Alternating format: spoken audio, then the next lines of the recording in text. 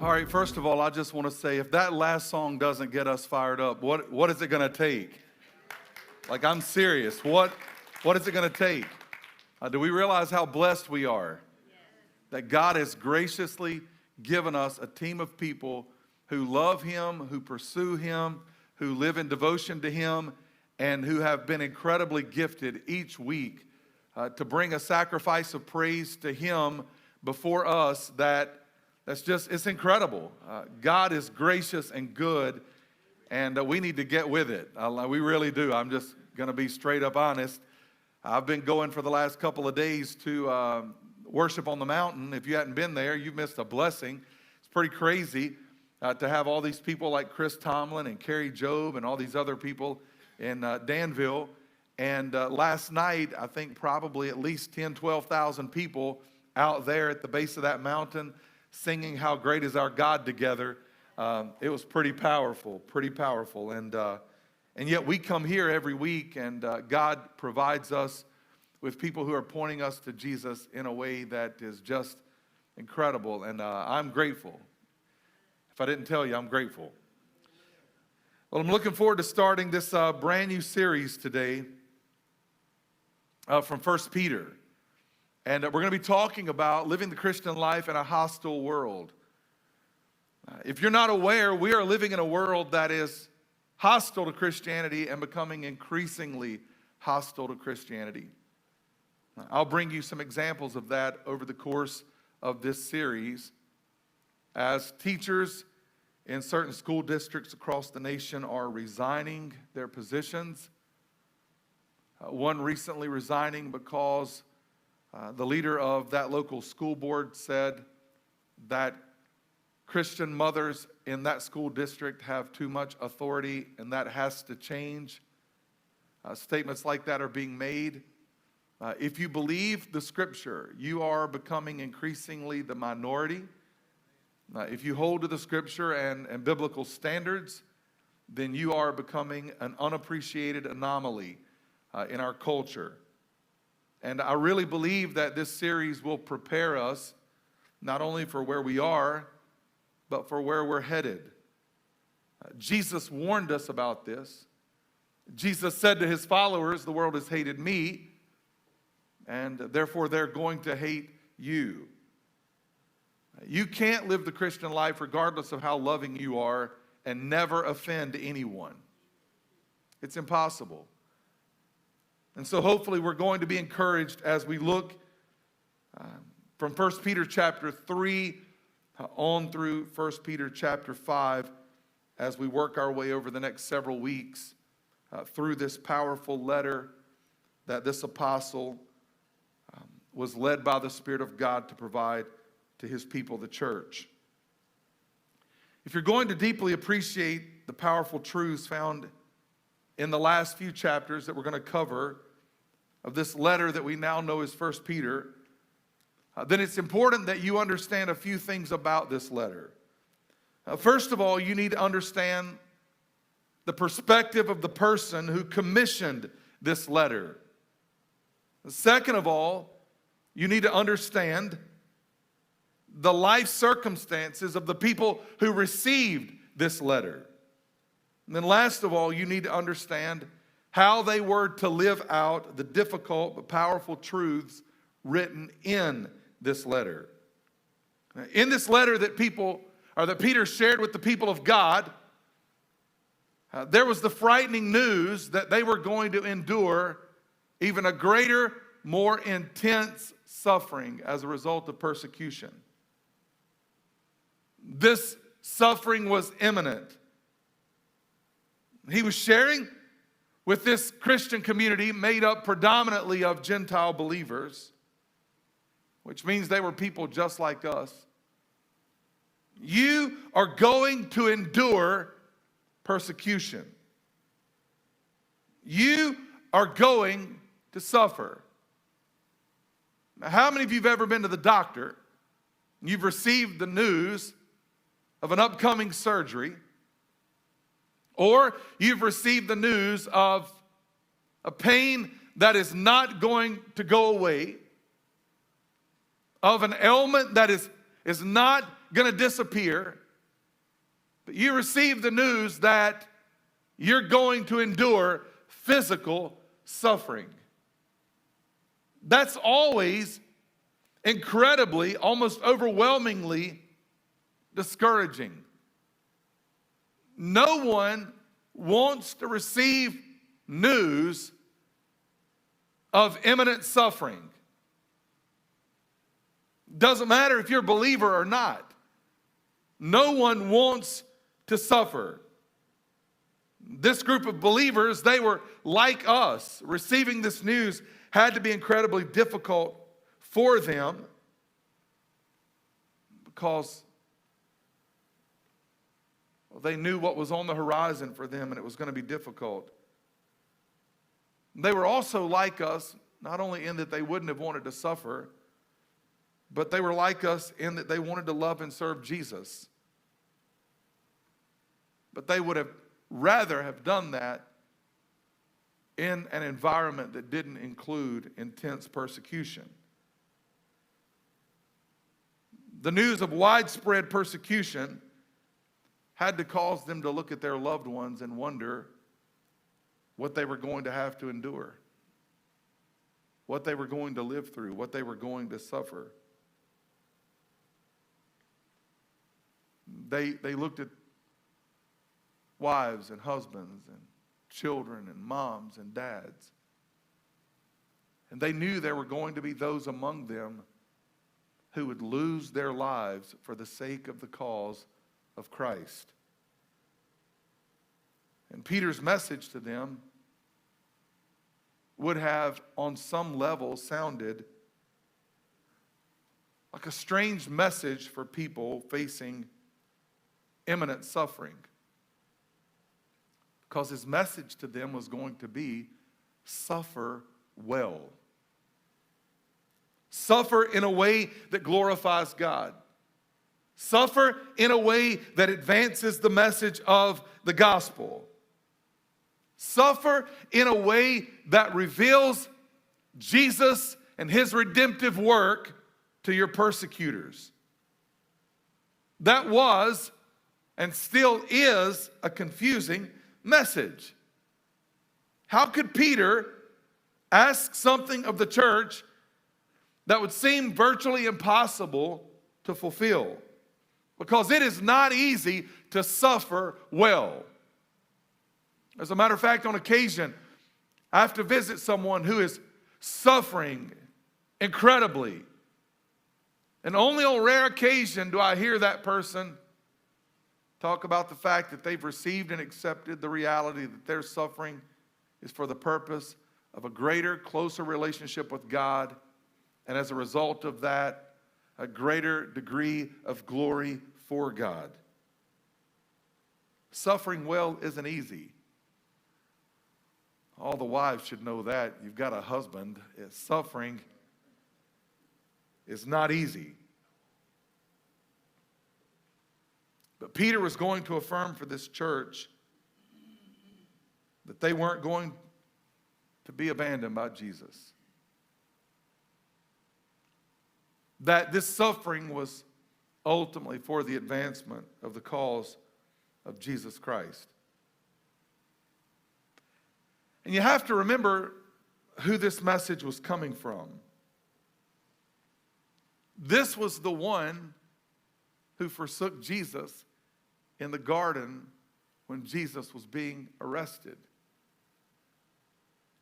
This was the one who, once Jesus was in captivity, followed afar off. This was the one who stood by the fireside and denied Jesus. That's who was giving them this message.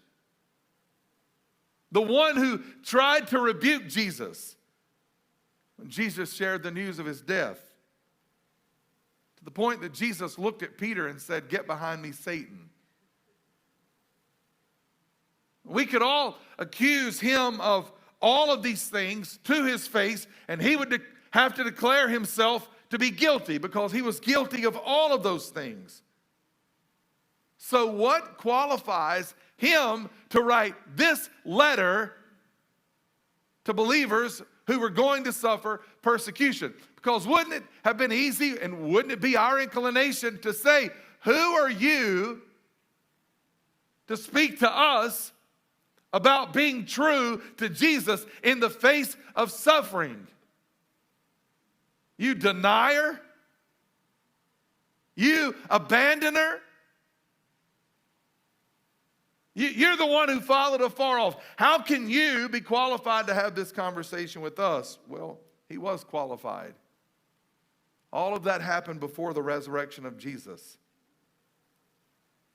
That was before Jesus resurrected from the grave and called him by name and said, "Meet with me in Galilee." That was before he had a life-changing conversation with Jesus. You remember in John chapter 21, Jesus called Peter to the fireside again. It was not the fireside of his accusers, but it was a fireside chat with Jesus. Peter had visited a fire before. He had sat around a fire before, and the last time he denied that he knew Jesus. This time, sitting by a fireside, he would be brokenhearted because Jesus would ask him 3 times, "Do you love me?" And it would be by this fireside that Peter would confess his love and devotion for Jesus. Peter denied Jesus before this moment. Peter denied Jesus before a resurrected Christ looked at him and said, "I still have work for you to do. My calling is still on your life. Feed my sheep. Feed my lambs." This was before that conversation. And it was in this moment and in this conversation that Peter heard Jesus give to him a devastating prophecy. A devastating prophecy. And it was after hearing this devastating prophecy that Peter still committed his life to the work of Jesus. When you know the conversation, you have a greater appreciation for Peter's courage than you do a disgust for his denial. Listen to what Jesus said to Peter sitting by that fireside. "Truly, truly, I say to you, when you were young, you used to dress yourself and walk wherever you wanted. But when you are old, you will stretch out your hands, and another will dress you and carry you where you do not want to go." This he said to show by what kind of death he was to glorify God. After saying this, he said to him, "Follow me." Peter, serving me is going to cost you personal authority.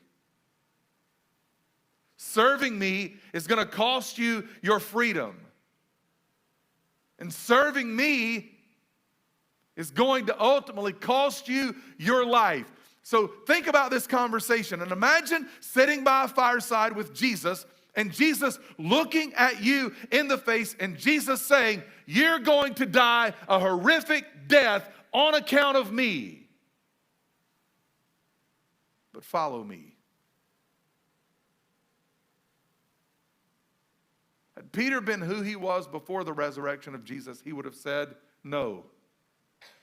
I'm going to do what I've done before. I'm going to go back to my old way of life. I'm going to do what I've done before. I'm going to hide in the darkness. I'm going to do what I've done before. I'm going to stand by the fireside of your enemies." The conversation got even more intense. Because once Peter heard the news, "You're going to die at the hands of people who will hold authority over you," Peter turned and saw John, the disciple who's often called the disciple whom Jesus loved. And he said, Lord, what about this man? What about him? How many of you know that suffering often causes us to look at other people who we believe are suffering less than us? Anybody ever grown bitter or jealous during a season of suffering? Would you raise your hand? Yeah, it's real. What about him? Surely Jesus will be compassionate. And Jesus will say, Peter, he's going to suffer greatly as well. Peter, he's going to be taken captive as well. He's going to be persecuted as well. He's going to be exiled. He's going to suffer as well. You think, but instead Jesus just says, that's none of your business. If he remains all the way to my return, that's none of your business. That's not your concern. Peter had that conversation. Now, let's just make this real for a moment. Let's say you and I are having a conversation, and I say to you, hey, if you continue to attend Hope Church, where we preach the gospel, and you continue to stand for the truth, you are going to suffer unimaginable pain. You're going to be arrested, and your arrest is going to lead to your martyr. But hey, I want you to continue to come to Hope Church. And let's say you ask me, but what about the people at Mount Hermon? What are they going to go through? What are they going to deal with? What if I looked at you and I said, that's absolutely none of your concern, and it's none of your business. If they don't suffer anything, that's no concern of yours. Follow me. Would you agree with me that that would be a good time to get up and walk away from the table and say, can we all agree? Forget that. I'm going to Mount Hermon. It's going to be good for them. Peter had that option. And after the resurrection of Jesus, and after this conversation, he still committed his life. He still committed to the cause. Peter knew that what Jesus had said was going to be true because, think about it, he disagreed with Jesus' prophecy about his life once before, and he ended up by a fireside cursing and denying Jesus 3 times. He had said before, that's not going to be the outcome. That will never happen. That's not going to be true for me. He had been down that road before. He knew if Jesus spoke it, then it would come to pass. He knew that. He knew that Jesus' words would be true and that death would be his reality. But he couldn't deny the resurrection of Jesus regardless of the circumstances. And it was on that basis that he said to the church, suffer well. He could say, you and I are facing the same outcome. You and I are going to go through the same trial. I'm walking this with you. He was leading by example. He was a man destined to be a martyr. And so he could say to these believers, suffer well.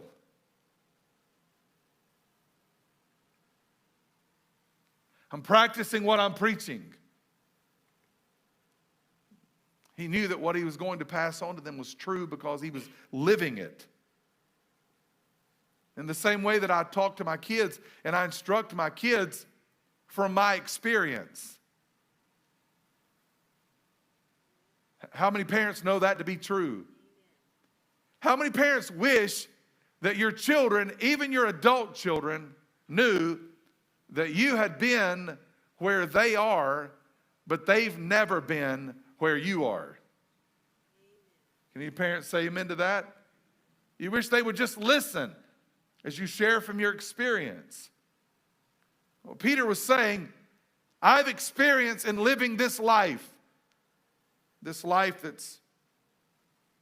on a collision course with martyrdom. Suffer well.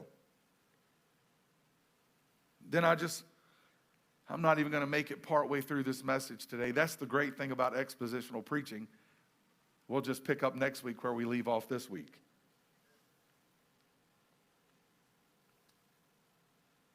It's strange to me that Peter didn't encourage them by attacking and insulting their persecutors. Peter could have said, these people are horrible people. They're horrific people. You should hate them. You should strive against them. You should be rebellious against them. Your persecutors are the worst of people. But instead, Peter starts this conversation about imminent suffering by calling them to live godly lives regardless of the attitudes and the attacks of the people around them. Did you get that? You live godly regardless. You honor God regardless. The environment's going to be hostile, but I need to speak to you about your manner of living. And in this moment, it's going to make Peter sound like an insensitive pastor. Why would he say, you're going to suffer? By the way, you need to live right before God. But listen to what he says to them. Chapter 3, verse 8. Finally, all of you should be of one mind. Sympathize with each other. Love each other as brothers and sisters. Be tenderhearted and keep a humble attitude. Don't repay evil for evil. Don't retaliate with insults when people insult you.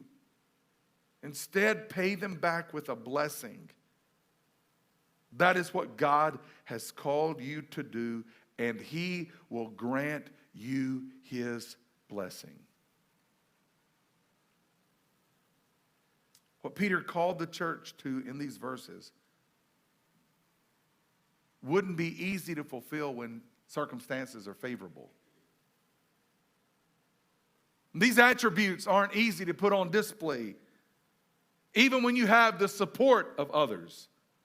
When you're being encouraged, much less when you are surrounded by people who are persecuting you. They weren't going to be complimented for this. They weren't going to be appreciated for this manner of life. They were going to suffer as a result. He starts with the word finally, which means to sum everything up. It means this has to be true. This has to be the outcome. Then he makes this statement about unity. You, as a church, need to be unified, which wasn't a call to conformity, but a call to cooperation. Unity doesn't mean conformity. Unity means cooperation. How many of you know that none of us look the same? None of us are at the same place on our spiritual journey. We likely don't have the same convictions, and we don't have the same preferences. And there's a lot of things that would be varied in this room. There's a lot of distinction and differences in this room today. You and I aren't to enter this church machine and come out all looking the same and talking the same and behaving exactly the same. It's not that we have conformity, but we agree that because of the gospel of Jesus Christ, we have cooperation. He was calling them to unity.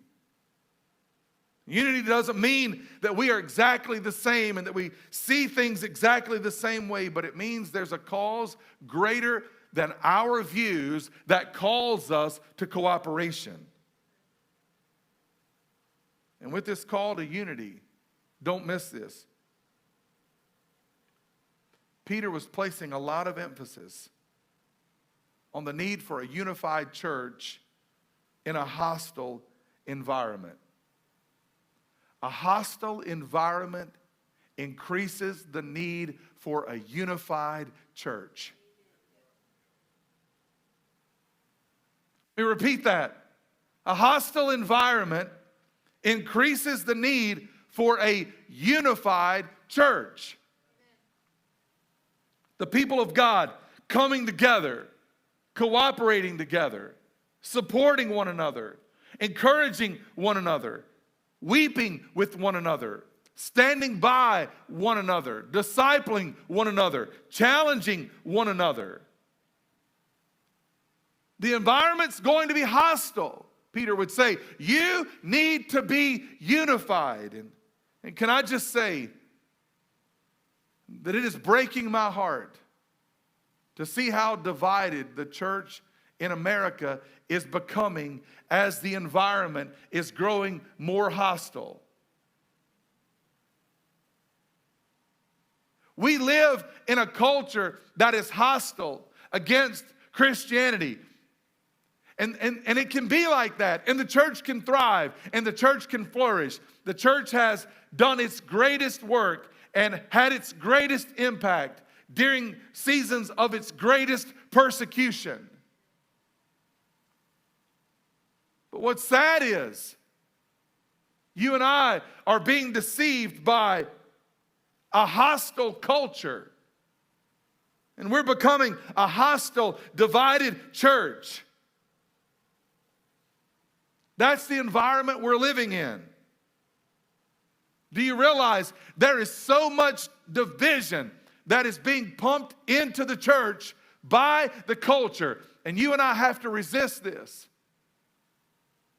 The vaccinated are against the unvaccinated.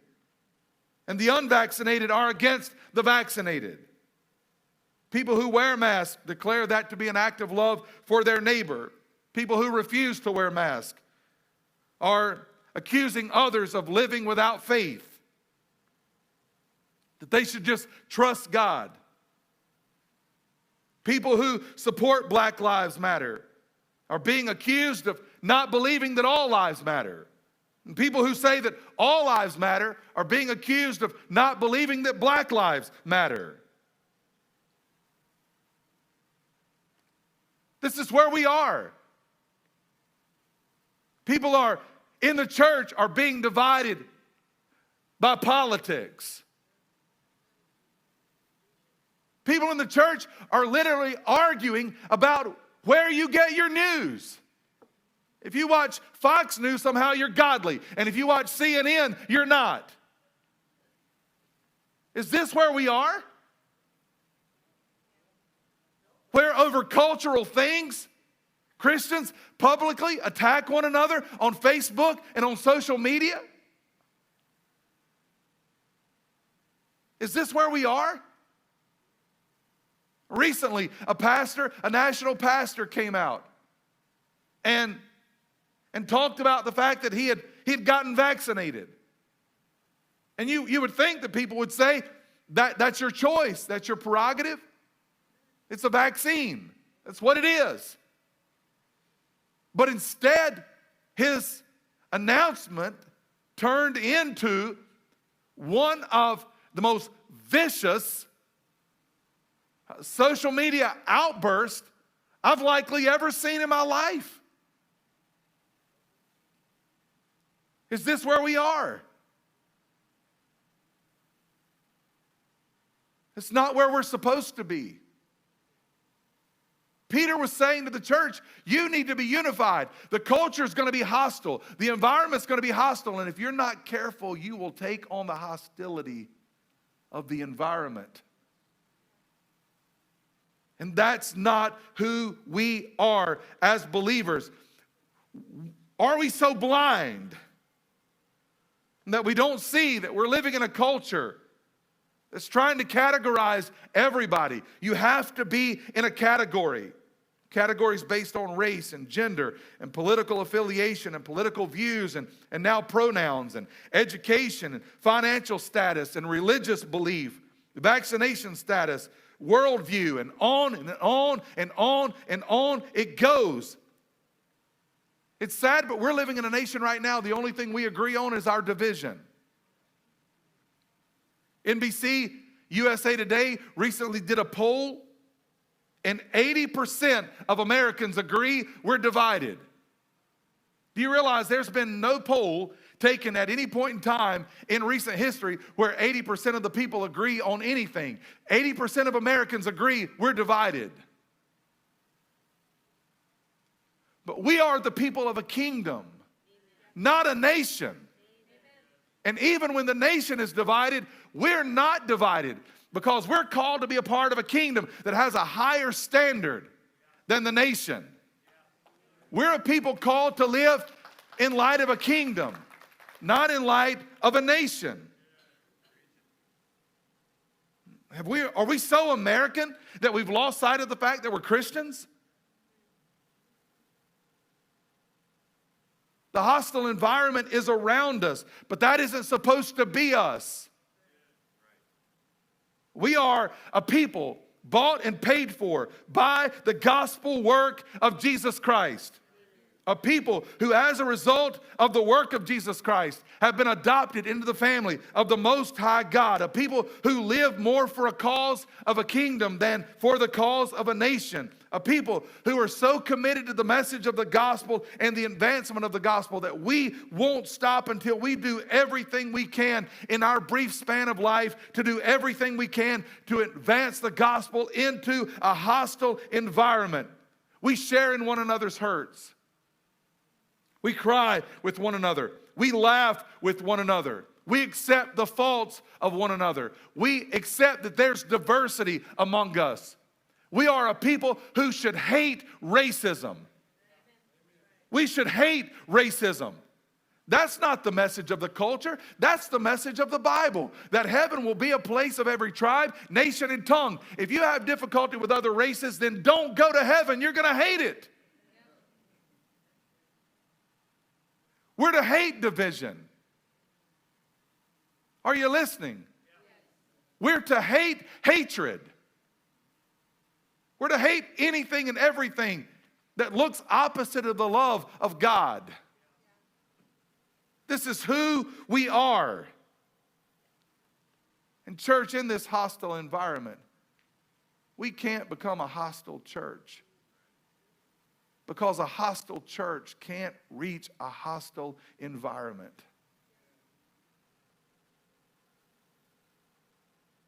And it's breaking pastors' hearts. Over 1,000 pastors a month now are leaving the ministry. Because everything's become toxic. I've posted well-meaning things on social media, had people completely twist it and attack me. People who are part of the family of God, who should know, after having heard me preach for all these years now, where I stand on the issues. And so I've just gotten into this regular practice of just deleting things or thinking it and realizing I don't have to post everything I think. It's a hostile environment.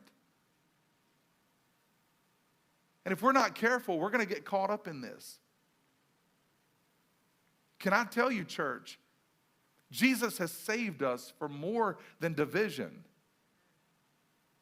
And I want to be known more for what I am for rather than what I am against. Peter's admonition to them was be unified and then sympathize with each other. Hey, can we all just agree we're living in the same world? How many of you ever feel like life stinks? Anybody ever feel like that? Like, is this the best it gets? How many people in the room right now, you're living with some type of bodily pain? Would you raise your hand right now? How many people in the room right now, you're living with some kind of depression or anxiety? Would you raise your hand? By the way, some of you are going to be like me and raise your hand to all of them, so just feel free. How many of you right now have experienced what I'm talking about? You've gotten tired of the anger and the hostility and the division. It has to stop. It has to stop among the people of God. We're to show the world what living in light of the love of Jesus looks like. And if we don't, no one else will. Peter's admonition was, and I'll be finished, sympathize with each other. We need to realize that we're all living in the same hostile environment. All of us. And this isn't the time to attack one another over our differences. But this time requires us to sympathize with one another because every believer is living in this same environment.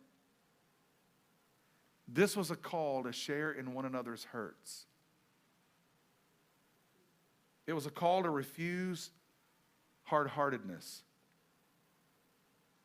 A call to share laughter and joys and tears and sorrows.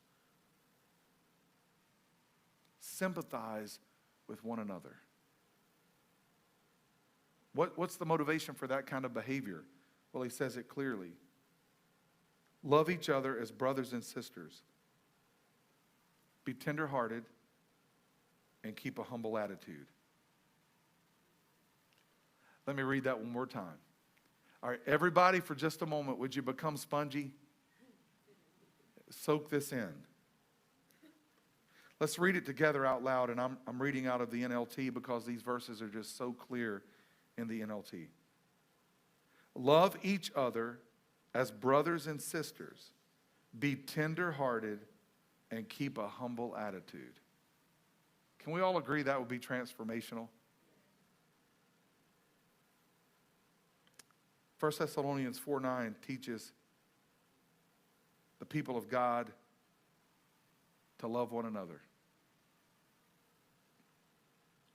Be tender-hearted. Be compassionate. Peter was saying a hostile environment demands this. A hostile environment demands this. Love one another. Be tender-hearted toward one another. Be compassionate toward one another. I know a few moments ago when I asked, there's some people that, they don't lift their hands. I think if I ask if you love Jesus, that people wouldn't raise their hands. I get that. But everybody in this room has struggles. Everybody in this room. If you're waiting for the opportunity to love a perfect church, you'll never love a church, a body of people. If you're waiting for the opportunity to encounter someone who has it all together, who doesn't come with some kind of baggage, who doesn't surrender to some kind of temptation, who doesn't have some sin issue they're fighting in their lives, then you're never going to know what it's like to live in Christian community. Never. This church that Peter was writing to, they had their dysfunction. They had their problems. They had their issues. Peter said, don't let the issues of the environment and the culture become your issues. Love one another through it all. Be tender-hearted through it all. Christians, we don't love people based on color. We don't love people based on their shared preferences. We don't love people based on their political views. We don't love people based on their vaccinated status or their mask status. We don't love people on the basis of their cultural norms, their cultural preferences. We love people on the basis of the fact that Jesus loves people.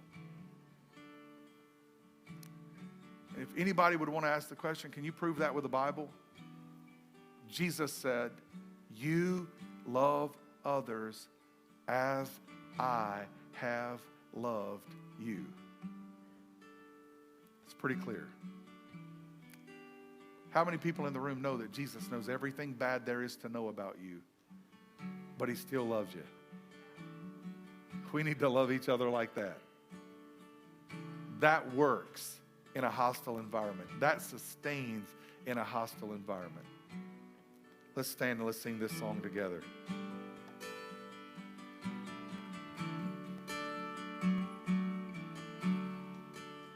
And I hear the Savior say, "Thy strength indeed is small. Child of weakness, watch and pray, and find in me thine all in all." And Jesus paid it all